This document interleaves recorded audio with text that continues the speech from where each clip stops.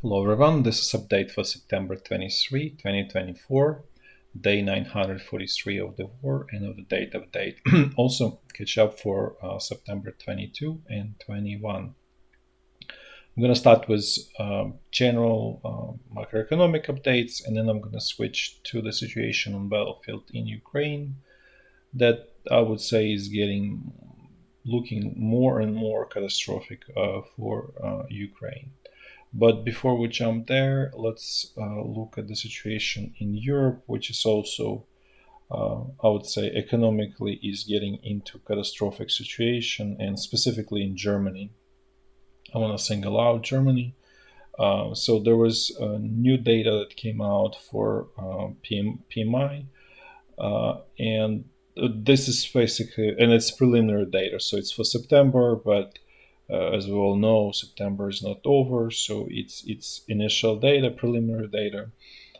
It probably will change slightly, but roughly direction is more or less correct.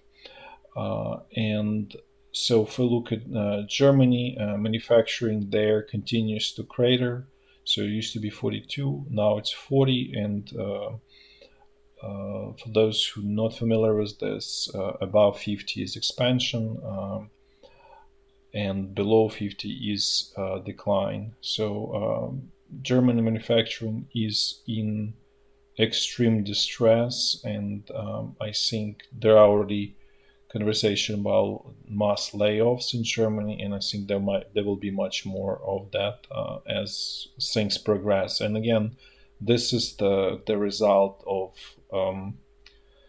misguided war on conventional energy that it stems really from there. And there's a lot of speculation that it's because Russian natural gas was cut off.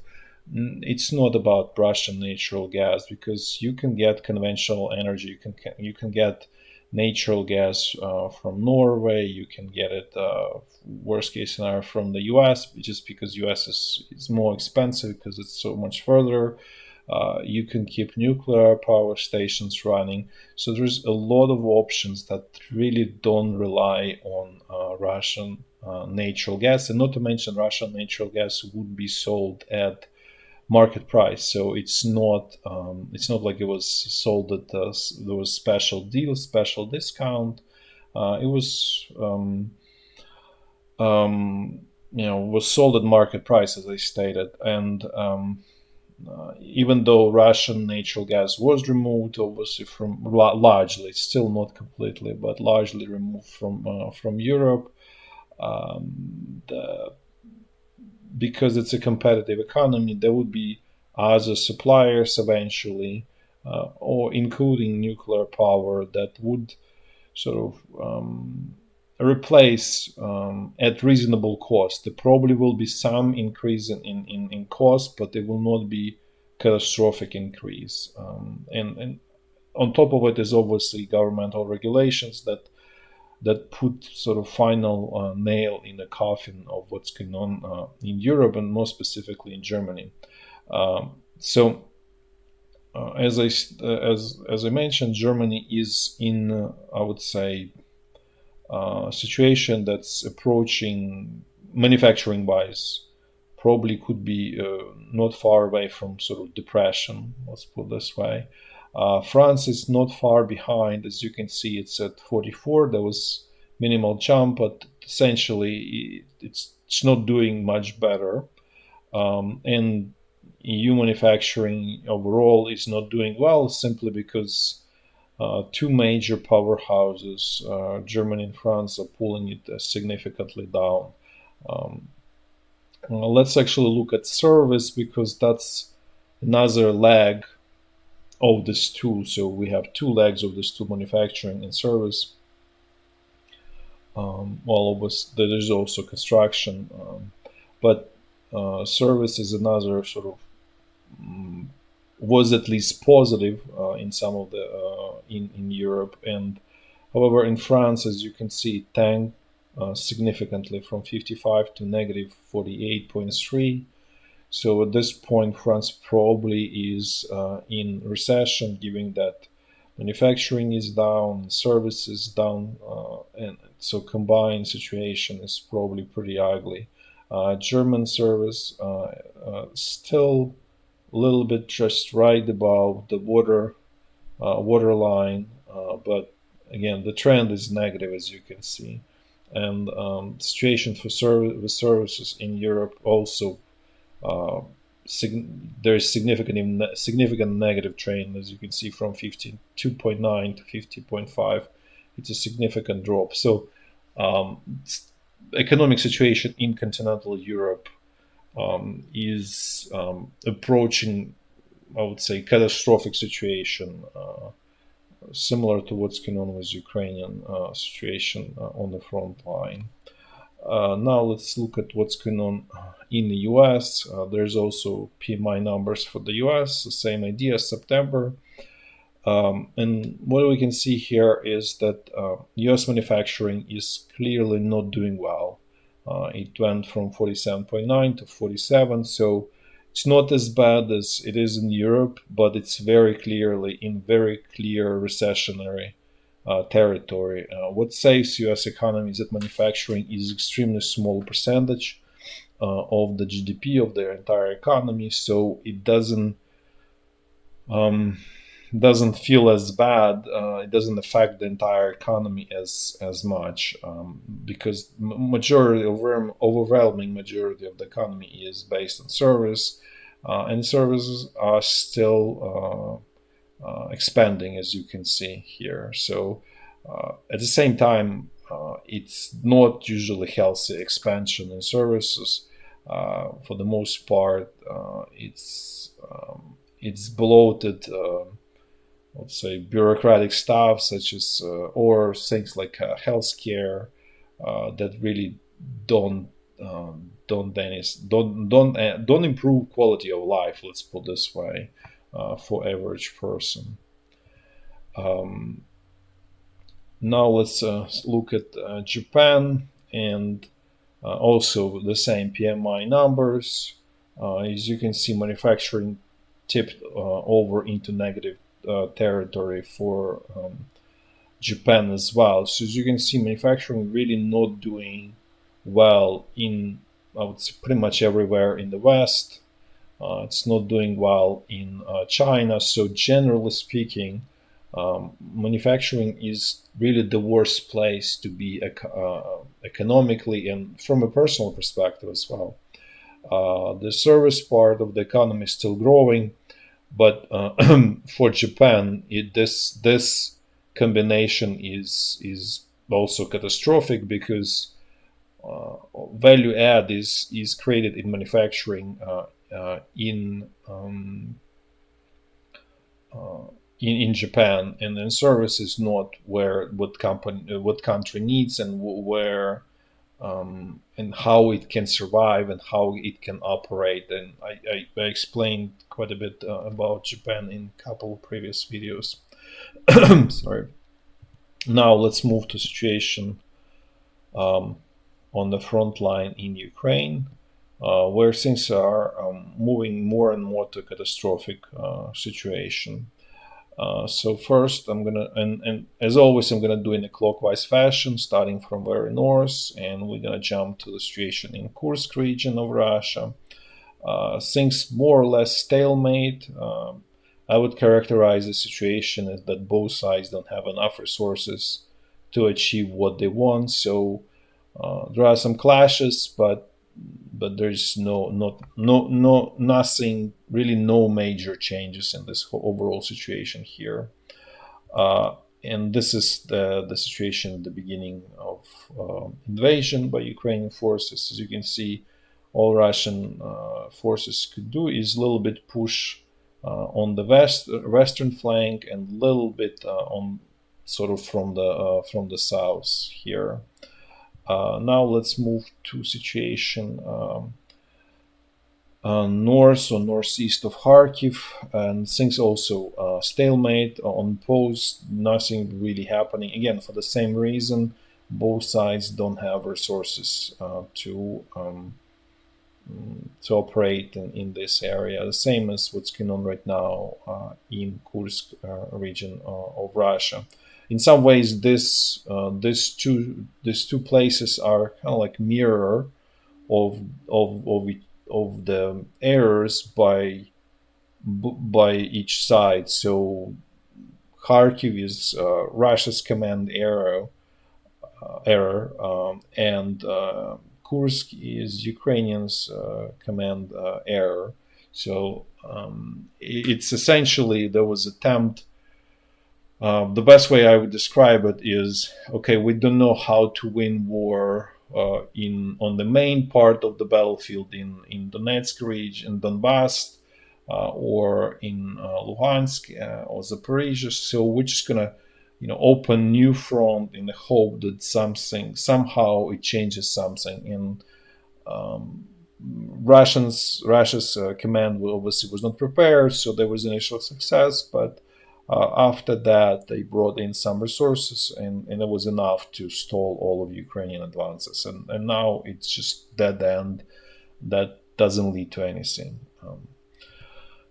Now let's move to the situation on the North Luhansk section of the front line, and things here also pretty grim. Not as bad, not as catastrophic as they are in Donbass region, but as we showed in the last video, Russian troops pretty much almost approached on the eastern side of Oskil River, which obviously is nothing positive because, as I mentioned last time, if they manage to establish bridgehead across the Oskil River, then this may turn into really strategic disaster in this whole area, and all of this area that was liberated by Ukrainian forces in September 2022 is going to get lost.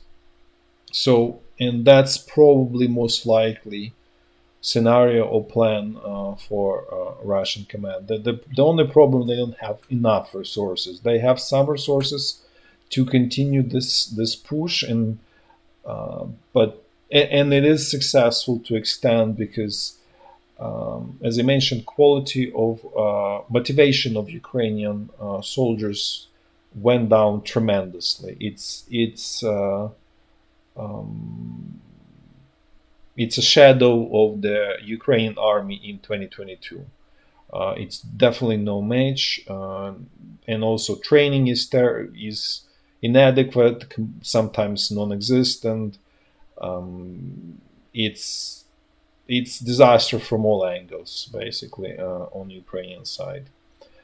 To the point that there is almost open admission among Ukrainian troops that Russian soldiers are prepared better, and many units are motivated better than many Ukrainian units. There are still some very strong units in the Ukrainian side that's sort of kind of backbone of the defense, but they're just simply not enough to cover all of the overall difficult situation where majority of the Ukrainian forces, I would say up to 80% at this point, of extremely low quality, and they just retreat under even fairly mild pressure.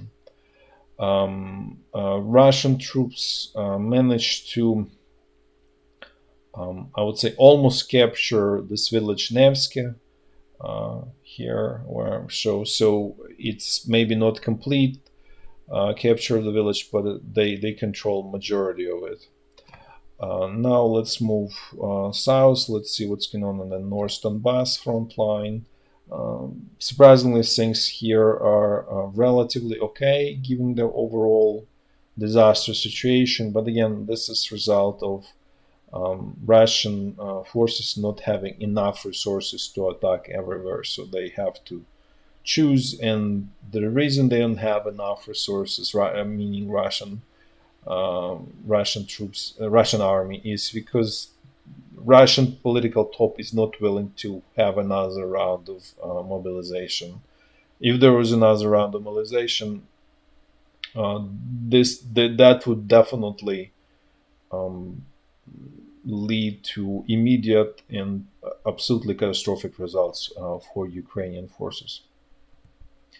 The situation around Chasiv Yar remains more or less the same. There's still Russian pressure, and there is also unconfirmed information that Russian troops managed to establish bridgehead on the western side of this Siversky Donetsk water channel in the area where I'm showing here, quite south of Chasiv Yar.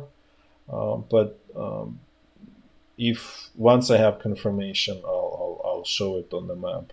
But things here also not terribly positive, I would say, for Ukrainian forces.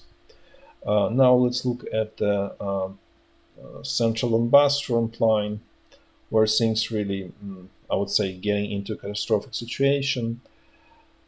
There's not much update for sort of northern flank of this advance towards. I wouldn't even say it's towards Pokrovsk. It's really towards west by Russian troops. Where the situation is getting worse by day is in area of Hirnik and then west of Ukrainsk and also towards Krakow, and now also Vuhledar is in real danger of being lost by Ukrainian forces. So as you can see, this happens. There's essentially huge collapse of the front line, and all of this area that I'm showing, including Pokrovsk, is probably going to get lost fairly soon. But let's look at the situation south of Selidove, where things are really getting pretty bad for Ukrainian forces. I would say almost catastrophic. So this was on the 14th. As you can see, there is this semi pocket here, and this is where it stands right now. So Russian troops started to actually attacking Tsukuryne and actually are managed to establish their positions on the northern outskirts of Tsukuryne. But the more important, that they already advanced kind of west of Tsukuryne, as you can see. So this is essentially means that the loss of Tsukuryne is just question of time. And the most dangerous part is that Russian command is moving forces where there are no urban territory, where it's really difficult to defend, and that really means for Ukrainian forces, and where it really means that Russia's advance is going to be fairly quick and fast, especially given low quality of Ukrainian troops. So again, this is the most dangerous situation because essentially Russian troops are engulfing Selidove, and they also doing that from the north, now from the south, and then the same thing with Tsukuryne. And if they continue really push strong, they essentially they can actually create even larger pocket out of all of these troops that are between Tsukuryne and all of this sort of kind of like triangle. So again, this is really bad situation, and it gets worse by day, as you can imagine. Also, Russian troops managed to capture Желанне Druge. So this is Желанне Persha. Then they attacked and they gained control of Желанне Druge.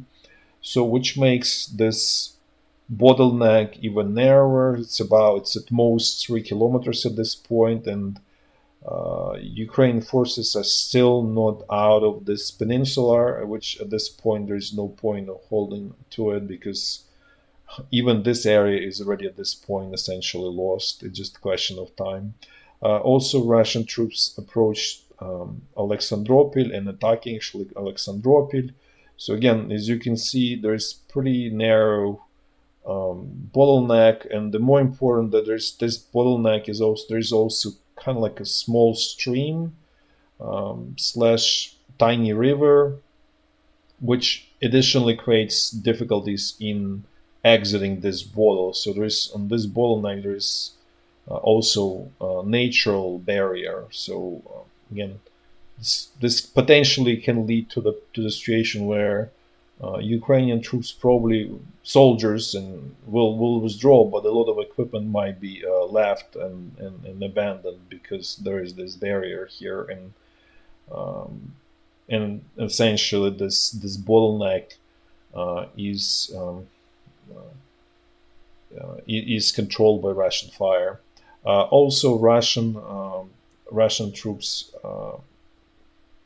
as I stated in prior video, captured Worcester and advanced quite far to the west of it, and it looks like this sort of peninsula is also at this point in Russian troops' hands. So as you can see, things getting really ugly by day, and as I stated before, this really the risk of significant catastrophic events in this area are extremely high. And they are actually getting even worse because because of the situation around Vuhledar, which is also connected to this situation. And first, I mentioned in a prior video that Russian troops managed to cross this small stream and advance to the north. And this is sort of new. Sort of Russia's position, as you can see, was pretty quick advance. It's still not clear where this bridgehead sort of ends on the eastern flank, but as you can see, the point of what immediate goal of Russian troops is to basically move towards in the direction of northeast to basically cut off Ukrainian forces defending Vugledar. Similar situation is happening here west of Vodiane. This is updated. So again, at this point, Vuhledar is essentially lost by Ukrainian forces. This was excellent defensive position that inflicted tremendous losses to Russian troops without much success. But at this point, it's giving this situation, and I'm sure that Russian forces will continue advancing towards Novoukrainka and simply towards northeast, as I shown, to essentially force withdrawal of Ukrainian forces out of Vuhledar. Also, Russian troops managed to establish their positions on the outskirts of Vuhledar. So, as you can see, the situation is getting pretty ugly, and defensive lines are simply crumbling in this area. This is what it used to be just less than 10 days ago. So as you can see, even the speed of this whole collapse is, I would say, accelerating, which again, another negative sign. So all this really means this whole area is apparently going to get lost, and in short order, I would say. But even more dangerous situation is that if Russia's command is really daring, they can just move towards Dnipro and Zaporizhzhia, and there is not much in their way here in terms of there is no big towns. There's essentially fields and small villages, and that's pretty much it. And you are near Dnipro River, and again, this loss of these two towns, two cities actually, would be again catastrophic for Ukraine. Now let's look at the situation on Zaporizhzhia front line, and things here are quiet, as I mentioned before, because this is a donor section of the front line for, let's say, both sides. Similar situation along the Dnipro River, nothing is really happening here either. That's it for today. Thanks for watching. Until next time. Bye bye.